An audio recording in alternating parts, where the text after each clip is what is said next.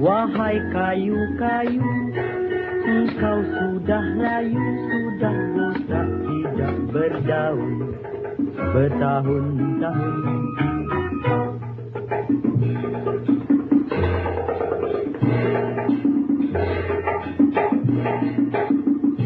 Kayu, wahai kayu mati baik, jadi kayu api boleh untuk masak nasi.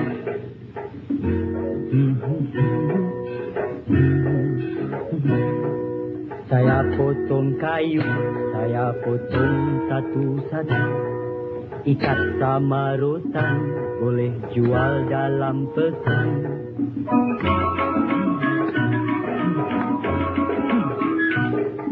Nanti dapat duit, beli beras dalam sumpit, makan kenyang-kenyang, perut buncit, hati senang.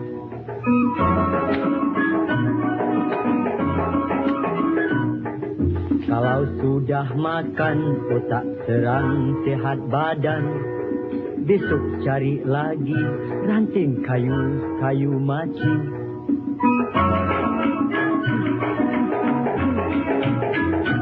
Kayu, macam-macam kayu, ada kayu jati, kayu hidup, kayu mati.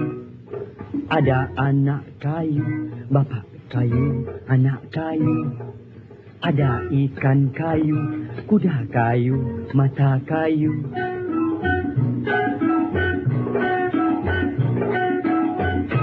Tapi ada satu kayu batang kurus macam aku. Dulu makan candu kena sumpah jadi kayu. Daun tinggal satu dimakan dek ulat bulu. Mari, wahai kawan-kawan.